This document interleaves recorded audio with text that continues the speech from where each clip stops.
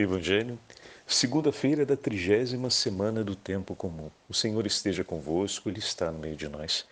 Proclamação do Evangelho de Jesus Cristo segundo São Lucas. Glória a vós, Senhor. Naquele tempo, Jesus estava ensinando numa sinagoga em dia de sábado. Havia aí uma mulher que fazia 18 anos estava com um espírito que a tornava doente. Era encurvada e incapaz de se endireitar.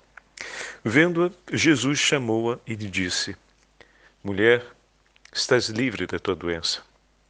Jesus colocou as mãos sobre ela e imediatamente a mulher se endireitou e começou a louvar a Deus. O chefe da sinagoga ficou furioso porque Jesus tinha feito uma cura em dia de sábado e, tomando a palavra, começou a dizer à multidão: Existem 6 dias para trabalhar. Vinde então nesses dias para serdes curados, mas não em dia de sábado.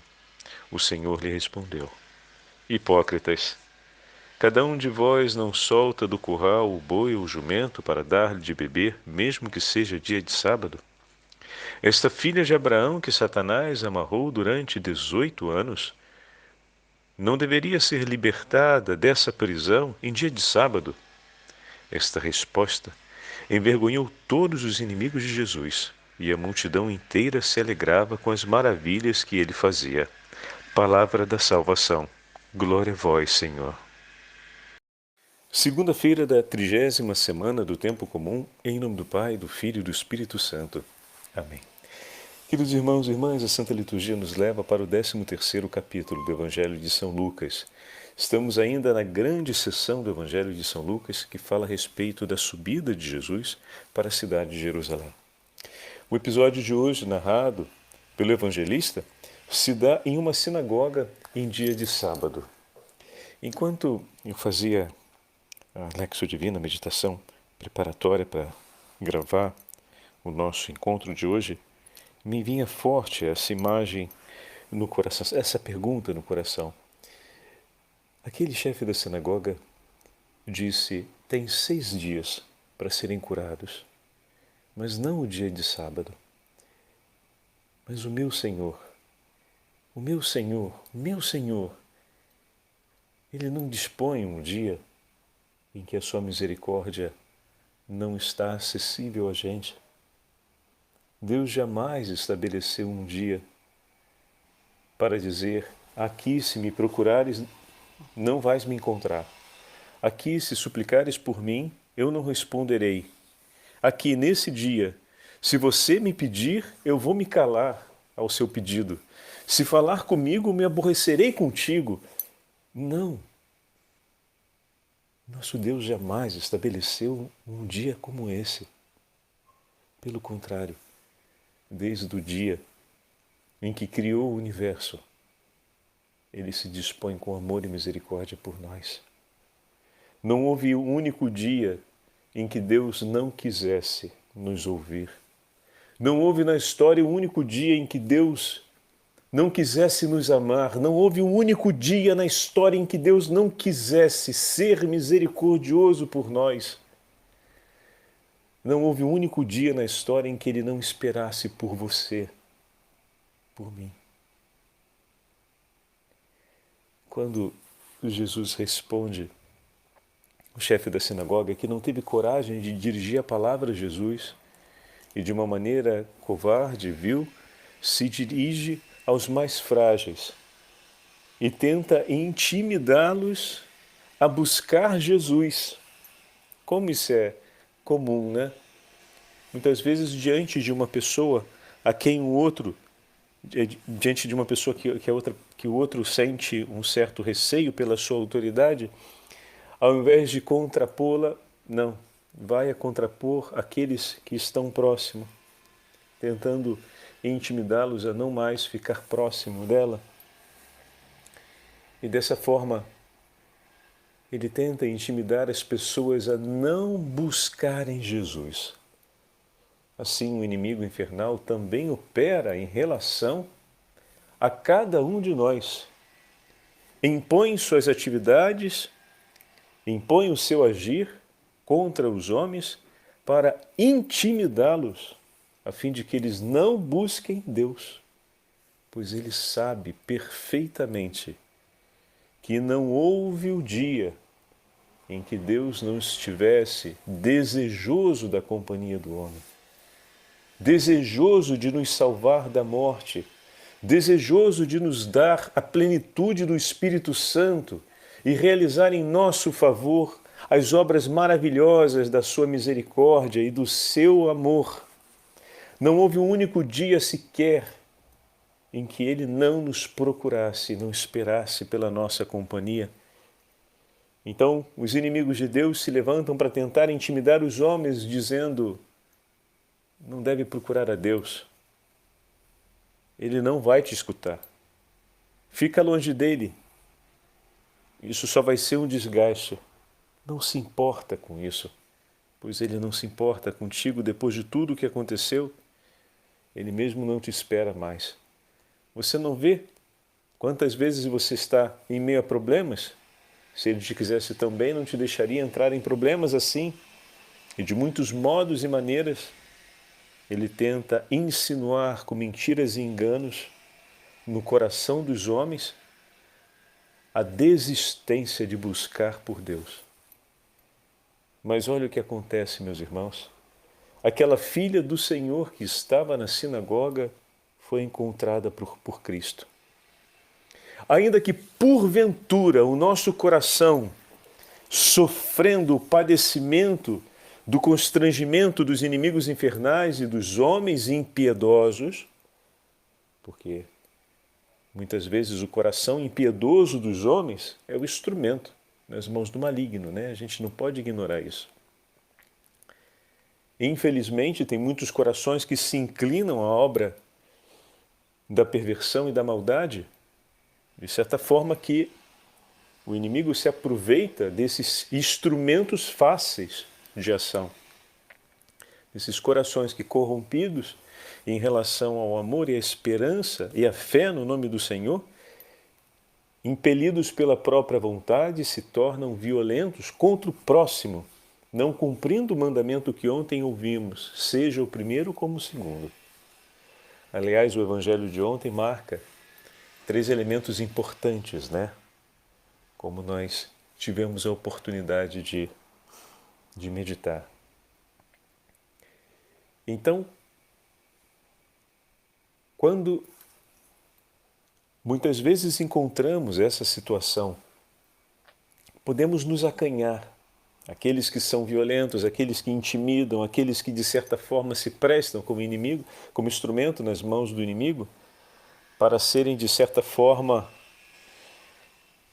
meios de constrangimento a desistir de Deus. E aí o que se dá? O que se dá? O Senhor vem até nós. É um amor tão grande, Ele não desiste. Se separaram? Aquela mulher foi encontrada por Ele na sinagoga. Havia uma mulher que fazia 18 anos e estava com um espírito que a tornava doente. Era encurvada e incapaz de se endireitar, diz o versículo. Vendo-a, Jesus chamou-a e lhe disse. Foi Ele que tomou a iniciativa por ela. Como se não bastasse esse Deus amoroso estar sempre à nossa espera e por nós. Quando estamos sobrecarregados das dores e mazelas, do desamor de nossos irmãos e irmãs, ou quando estamos cansados sobre a opressão das armadilhas e ciladas do inimigo infernal, o nosso Senhor marcha ao nosso encontro, vê a dor do nosso coração e as lágrimas na súplica silenciosa no peito daqueles que sofrem, dizendo: meu Jesus, me salva, eu preciso tanto de Ti, Senhor, pois esse momento na minha vida está tão difícil. E ainda que faltem forças para tomar uma iniciativa a mais, Ele vem ao nosso encontro por amor a cada um de nós, como veio ao encontro daquela mulher. E estendendo as mãos sobre ela, a curou. Vê, meus irmãos e minhas irmãs, e depois o ensinamento de Jesus restitui a justiça em relação àqueles que tinham sido abençoados por Deus para realizar a justiça, né? E aqui a gente pega os elementos que eu falava ontem, na meditação do domingo. A falta de humildade do coração dos fariseus levam aqueles que deveriam conduzir o povo de Deus, que são abençoados e eleitos por Deus para conduzir o povo de Deus no conhecimento da lei e dos profetas, na prática da verdade, no cumprimento da lei do Senhor, se tornaram cegos, não mais reconhecem os sinais de Deus e não mais buscam o que vem de Deus, chegando ao ponto de sentirem-se superior a Ele. E quando esses se tornam cegos, como disse o Senhor em outro momento, um cego que guia outro cego, vai cair nos dois buracos. Então, a falta de humildade impede eles de ver o que o Senhor está fazendo. Impede eles de reconhecer o sinal de Deus. E eles lançam a pergunta a Jesus, né, para colocá-la à prova, e Jesus responde publicamente. A resposta de Jesus tem esse duplo efeito. O primeiro efeito é um efeito de chamada à conversão para eles. Para aqueles que se convertem, uma palavra de salvação. Para aqueles que não se convertem e persistem no caminho da soberba e do orgulho, se torna uma palavra de condenação. Mas, ao mesmo tempo, o segundo efeito dessa resposta de Jesus é o segundo tema de ontem. É um ato de justiça social, porque toda aquela multidão que era orientada estava num caminho de confusão, porque ao se tornarem guias cegos, se tornam instrumentos nas mãos do inimigo infernal para que se instaure a confusão, a dispersão, a dissidência, a dúvida e até mesmo o desprezo pelas coisas sagradas, pelas coisas de Deus. Então, quando os olhos estão cegos, não recebem mais a luz, todo o corpo se torna escuridão. Essa é uma outra imagem que nosso Senhor usa. Então, a missão de pastores do povo de Deus levou aquele povo a uma grande dispersão. E eis que o Mestre, o verdadeiro Mestre, conduz o povo no caminho da verdade. Então, a resposta de nosso Senhor é uma resposta que recupera o livro do Deuteronômio, o livro dos Levíticos, que recupera aquilo que são os ensinamentos de Moisés e recoloca na direção da verdade. Tira da confusão o rebanho que estava perdido nas mãos daquele pastor cego. E se o pastor permanece na cegueira por escolha própria, sofrerá as consequências dessa escolha. E essa palavra se tornará contra ele uma palavra de condenação. Mas se percebendo a sua cegueira, como falamos outros domingos, pedir a Deus misericórdia, como estamos repetindo hoje, o Senhor por ele será misericordioso. Afinal, no Evangelho, quantas palavras o Senhor dirigiu aos fariseus, não para condenação, mas para que se salvem.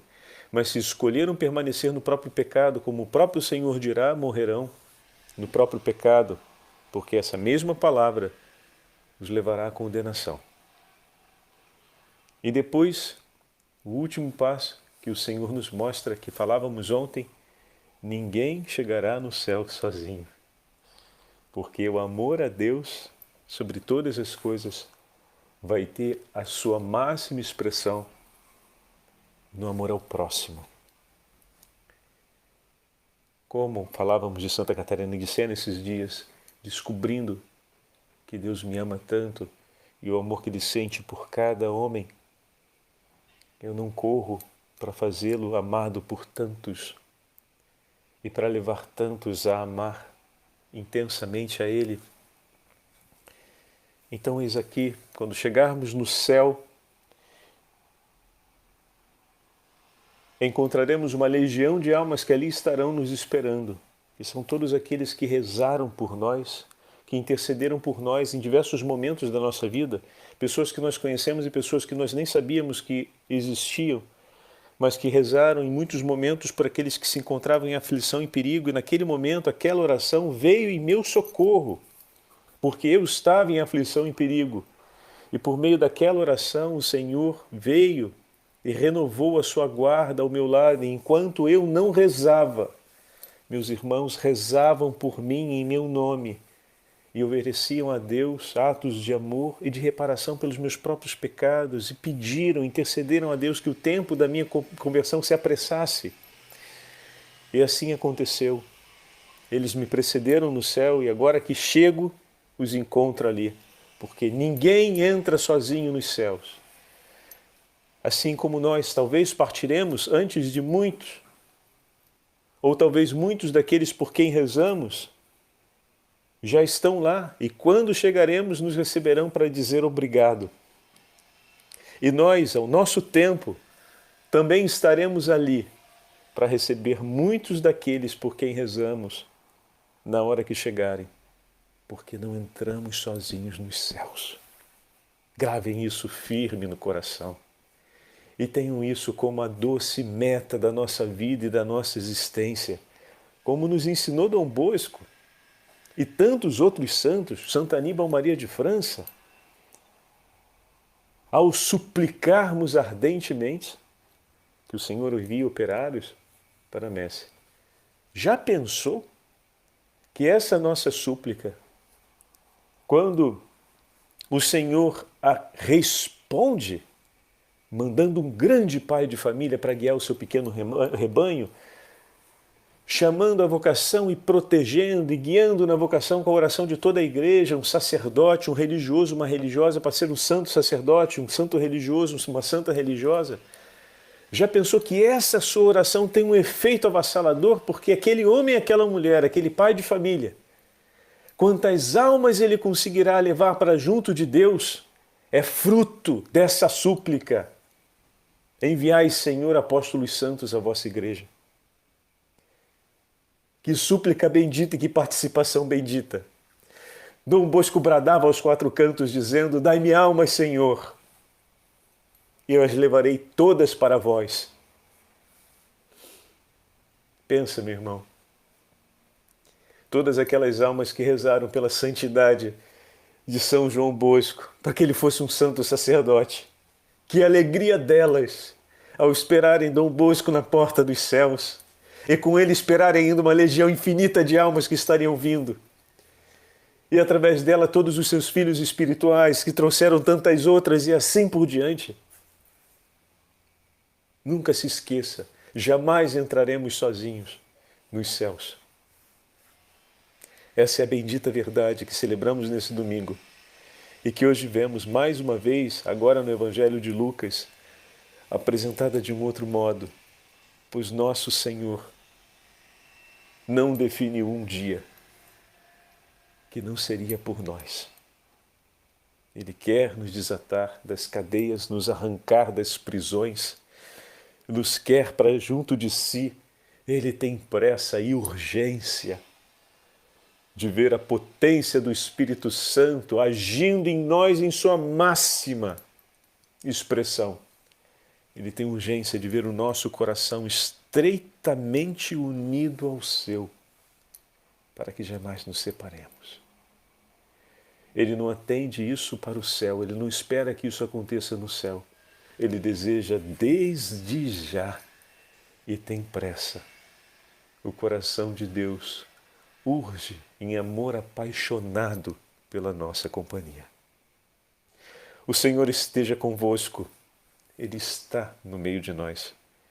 Pela intercessão de São João Bosco e de toda a família salesiana, pela intercessão de Santo Aníbal Maria de França e de todos os santos sacerdotes, religiosos e religiosas, e pela intercessão da Santa Mãe de Deus, a Beatíssima Virgem Maria, Rainha das famílias e Rainha dos consagrados, abençoe-vos o Deus Todo-Poderoso, Pai, Filho e Espírito Santo. Amém. Enviai, Senhor, apóstolos santos à vossa igreja.